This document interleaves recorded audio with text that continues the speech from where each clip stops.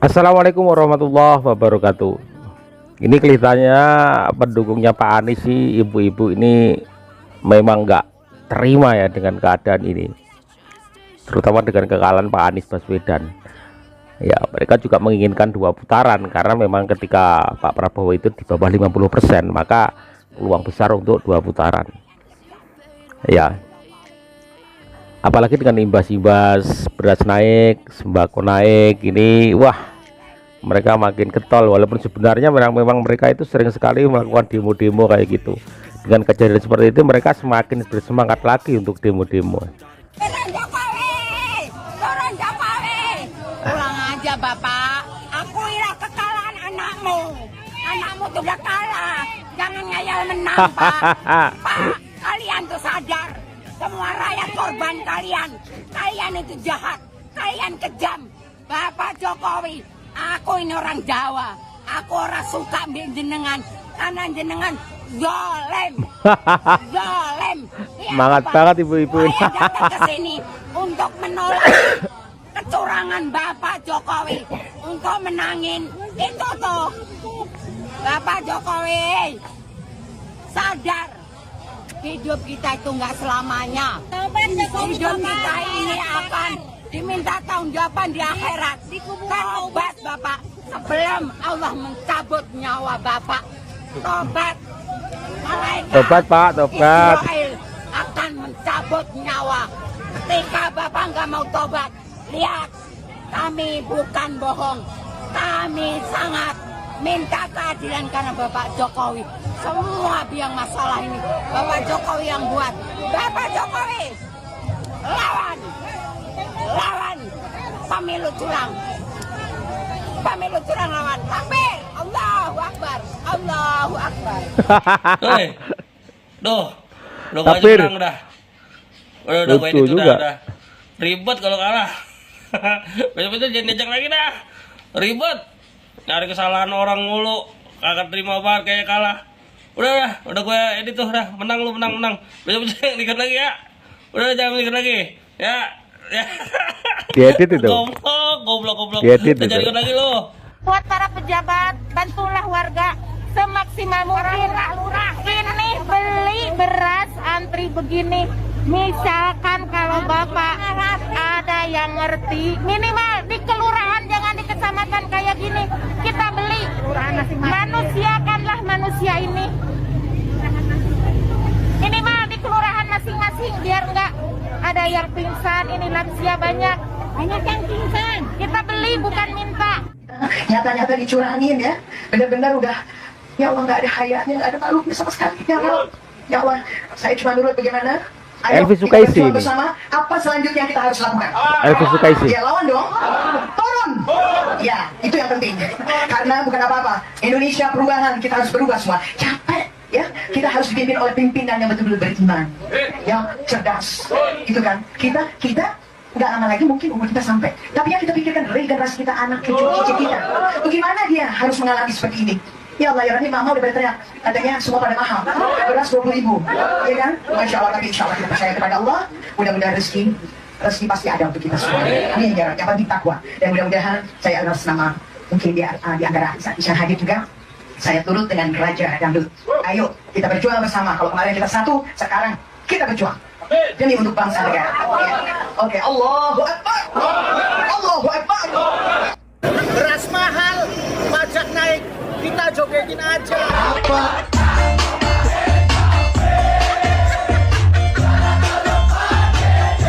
Gibran dan Pak Prabowo, saya Jogetin ingin bertanya aja. nih sebelumnya, mohon maaf ya, ini ingin meluruskan aja. Ngomong-ngomong soal makan gratis sama susu gratis nih, itu kira-kira susunya susu apa ya? Takutnya yang dikasih itu susu basi gitu. Apalagi zaman gini ya, makan gratis. Dan makan gratisnya ini makanan apa dulu Pak, Mas? Nah masa zaman gini makan gratis? Aduh ya Allah, jangan mau deh dibodoh-bodohin sama bocah kencur. Bocah kencur, gak ngerti apa-apa, sekolah aja masih tanda tanya. Yakin mau mimpi negeri sebesar ini? Aduh ya Allah, lucu ya. Lagi-lagi dikagetkan sama sebuah video. Ibu-ibu bikin video kayak gitu, namanya Buta Rugiah kalau nggak salah. Tapi setelah aku baca komentar, ternyata beliau ini adalah seorang caleg. Sempet syok, lagi-lagi caleg gitu loh. Kemarin nelayan ya kan, yang nangis-nangis. Aku pikir tuh awalnya Bu Tarwiyah ini tuh masyarakat biasa gitu. Mas itu bukan caleg. Halo Bu Tarwiyah, mohon maaf sebelumnya Bu, saya ingin bertanya, kenapa Ibu bisa mengeluarkan statement bahwa Mas Gibran ini adalah seorang bocah kencur yang nggak ngerti apa-apa, sekolah aja masih tanda tanya, yakin mau mimpin negeri ini. Kenapa Ibu bisa bilang kayak gitu? Emang Ibu sendiri nggak yakin kalau Mas Gibran bisa mimpin negeri ini? Buktinya nih ya Bu ya, Mas Gibran dan Pak Prabowo itu di TPS itu unggul gitu. Dan di TPS saya sendiri itu juga unggul, alhamdulillahnya gitu. Dan Mas Gibran dan Pak Prabowo ini juga dipilih oleh rakyat Bu gitu. Saya sendiri ya, pendukung 02 itu nggak ada tuh dikasih uang sama sekali. Ini beli beras antri begini. Assalamualaikum warahmatullahi wabarakatuh. Waalaikumsalam, Ibu-ibu. Swastiastu, nama budaya. Salam kebajikan, rahayu-rahayu. Dinikmatin Bu, dinikmatin saja. Kan sudah Anda pilih karena dikasih pilihan yang memikirkan rakyat. Malah Anda pilih seseorang yang memikirkan gaji pejabat. Ya itulah nikmatin Bu. Nikmatin saja, Santain dengan aja. joget-joget aja. Nikmatinlah Bu ya. Apalagi kok sambat sama Pak Lurah. Lah kemarin Pak Lurahnya aja suruh Anda memilih orang yang Anda pilih, yang memikirkan pejabat bukan memikirkan rakyat. Yang menyejahterakan koruptor, yang tidak membasmi koruptor. Itulah pilihannya ibu-ibu sekalian. Nikmati Bu, saya senang sekarang melihatnya. Senang sekali. Karena apa? Kata Mas Wowo, Indonesia itu tidak boleh Indonesia tidak boleh pinter. Indonesia itu harus tetap menjadi pelayan, tahu? Lah itulah Mas Wowo bilang. Itulah kalau ada seorang pemimpin yang bersih, yang mau memintarkan anak bangsa, tidak boleh ya. Karena kata Mas Wowo waktu berpidato dahulu, Indonesia tidak boleh menjadi bangsa yang pintar. Indonesia harus menjadi bangsa yang bodoh, harus menjadi bangsa pelayan untuk bangsa lain. Itu yang Mas Wowo omongkan waktu dulu pidato. Waktu masih menjadi menantunya Bapak Orba. Nah sekarang ingat Bu, karena apa? Satu keluarga, untuk menyejahterakan keluarga itu dibutuhkan satu anak yang bisa membantu perekonomian keluarga. Ibu kan nggak mau. Ibu yang dipilih kan yang pemimpin yang memikirkan pejabat dan para aparat biar naik pangkat dan gajinya bisa meroket. Ya, nikmatin Bu. Salam Maras 5 tahun. Jika Prabowo terpilih jadi presiden, maka nantinya bisa dipastikan Jokowi akan cakar-cakaran dengan Prabowo. Loh, kok bisa? Nggak percaya? Nih, alam bawah sadar Budiman Sujatmiko keceplosan bilang seperti ini. Budiman sendiri yang Prabowo bilang ya? belum jadi presiden saja, Budiman Sujatmiko sudah nyeplos begitu. Laganya seperti preman yang baru menang tawuran dan buru-buru menandai wilayah rampasannya. Ini wilayah kami, kamu jangan macam-macam. Semua orang yang berpikiran jernih pasti bisa mencermati arah angin hubungan politik yang dibangun antara Jokowi dan Prabowo. Seorang pakar politik Indonesia asal Jepang, Profesor Jun Hona, mengatakan bahwa hal pertama yang akan dilakukan Prabowo adalah menghapus Jokowi. Hah? Begitu masa pemerintahannya dimulai, Prabowo akan mulai mengurangi pengaruh Gibran dan menjauhkan dirinya dari bayang-bayang Jokowi. Jokowi punya birahi besar untuk melanggengkan kekuasaan. Sementara Prabowo memiliki birahi yang tak kalah besar pula untuk berkuasa. Prabowo menganggap dirinya sebagai matahari. Dan di sisi lain, Jokowi juga menganggap dirinya sebagai matahari. Mustahil dalam satu tata surya terdapat dua matahari. Satu sama lain niscaya akan saling menghancurkan. Dan kalau mau taruhan, aku bertaruh Jokowi yang akan lebur. Karena selicik apapun muslihat politik Jokowi tidak akan mampu mengalahkan posisi dan sumber daya politik yang dimiliki Prabowo jika nanti terpilih sebagai presiden. Dan begitu Jokowi lebur, kemungkinan Jokowi ingin pulang kembali ke pangkuan Ibu Megawati. Kalau Anda jadi Ibu Megawati, apakah Anda akan menerima kembali Jokowi? Silakan jawab di kolom komentar. Salam demokrasi. Salam demokrasi. Ya, itu adalah pilihan kita, dan setiap pilihan itu pasti ada resiko yang harus kita terima, begitu ya. Bagaimanapun pula, Prabowo itu bukan Jokowi dan Jokowi itu bukan Prabowo. Dan ketika Pak Prabowo menjadi seorang presiden, maka instrumen kekuasaan, semua perlengkapan kekuasaan itu ada di tangan Pak Prabowo. Lalu apa yang bisa dilakukan oleh seorang Jokowi? Gak akan bisa berbuat apa-apa, teman-teman. Karena kekuasaan, lingkar kekuasaan, instrumen kekuasaan, alat kekuasaan itu berada di tangan Pak Prabowo. Kita tunggu sepak terjang Pak Prabowo ke depan seperti apa, karena kita tidak akan tahu yang ke depan seperti apa. Ya, yang jelas saya memprediksi bahwa Pak Prabowo akan mempreteli kekuasaan atau yang berbau-bau Pak Jokowi. Itu perkiraan saya. Ya, kalau toh pada akhirnya Pak Prabowo akan melanjutkan semua program Pak Jokowi, itu bagus. Tapi Pak Prabowo juga tidak sebodoh yang kita kira. Terbukti dengan menggandeng Gibran hari ini, Pak Prabowo menjadi seorang, ya minimal dalam quick count sudah kita lihat bahwa pemenangnya adalah Pak Prabowo Subianto. Itu sudah kelihatan sekali.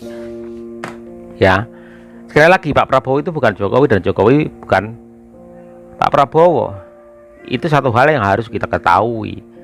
Dan Pak Prabowo pun pasti ketika menjadi presiden, ya tentu akan mengamankan posisinya. Dan semua hal yang berbau dengan Pak Jokowi tentunya ya pasti akan sedikit demi sedikit akan dihilangkan dan disingkirkan, itu tentu. Ya kita tidak mau mengambil sebuah sesuatu hal yang belum terjadi. Ya, kita nggak mau mengambil kesimpulan tentang sesuatu hal yang belum terjadi. Tapi kita harapkan Pak Prabowo nanti akan ya lebih baik dari Pak Jokowi dan melanjutkan program-program yang bagus dari Pak Jokowi. Itu tentunya yang kita inginkan. Tapi satu hal yang kerap kali saya ulang-ulang, bahwa Prabowo itu bukan Jokowi dan Jokowi bukan Prabowo. Dua orang ini sangat-sangat berbeda karakter. Ya, kepemimpinannya juga sangat berbeda. Ya tentu tadi saya ulang bahwa setiap pilihan yang kita terima, kita harus mengambil resiko dengan apa yang kita lakukan, yang kita pilih. Ya, kita nikmatin aja hari ini ketika bansos sudah naik, beras sudah naik, harga kebutuhan pokok sudah naik. Ya kan, kita nikmati aja karena itu adalah sebuah pilihan yang kita lakukan kemarin di pemilu 2024. Di mana ketika pendidikan diberikan, ya sarjana satu orang, satu keluarga miskin satu orang, kalian tidak mau mengambil itu, malah mengambil pilihan makan gratis. Ya, apakah di otak kita pemikirannya hanya setetek itu, makan dan makan? Pendidikan itu bakal menjadi suatu hal yang sangat penting untuk mengentaskan sebuah kemiskinan di dalam sebuah keluarga. Ya, program yang sangat luar biasa dari orang yang sangat luar biasa, yang pada akhirnya kita abaikan begitu saja. Gak masalah, itu adalah sebuah pilihan dan kita tidak boleh menyesal. Yang kita lakukan adalah hari ini ya ikuti aja alurnya. Bagaimana sifat terjang dari Pak Jokowi, Pak Prabowo maksudnya, kita ikuti saja. Bagaimana endingnya, bagaimana akhirnya, kita ikutin saja. Karena itu pilihan yang kita lakukan hari ini. Tentunya hari ini kita harus siap dengan segala resiko yang kita ambil dengan memilih Pak Prabowo Subianto. Tetap jogetin saja. Tetap ketika kita menjadi memilih seseorang dan paslon itu menjadi pemenang, kita akan menjadi seperti ini saja. Menjadi orang-orang biasa. Kita bekerja sebagai karyawan akan menjadi karyawan, kuli menjadi kuli, pedagang menjadi pedagang. Dan kita, apa yang kita dapatkan? Nggak ada. Kita hanya berharap ketika memilih satu orang paslon, ya, itu akan menjadi sebuah solusi dan juga programnya bisa menyentuh keluarga kita, lingkungan kita, masyarakat di sekitar kita. Itu yang kita harapkan ke depan. Ya, sekali lagi, pilihan adalah sebuah pilihan di mana resiko itu harus kita ambil dan kita harus menerima apapun itu resiko yang terjadi.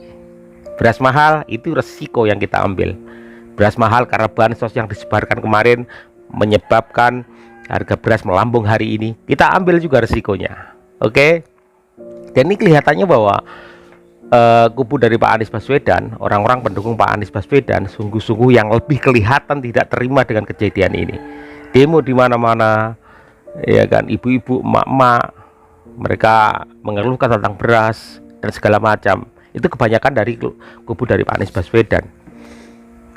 Karena kita tahu bahwa selisih itu juga banyak sih, tapi juga ketika Pak Prabowo di bawah ambang batas 50%, makanya kemungkinan besar untuk maju ke putaran 2 adalah Pak Anies Baswedan. Maka hari ini kita lihat bahwa pendukung Pak Ganjar itu lebih santai, lebih kalem, lebih slow lah, mengalir begitu saja. Ya, terima kasih. Ya, resiko kita ambil hari ini. Mohon maaf atas segala salah kata. Assalamualaikum warahmatullahi wabarakatuh.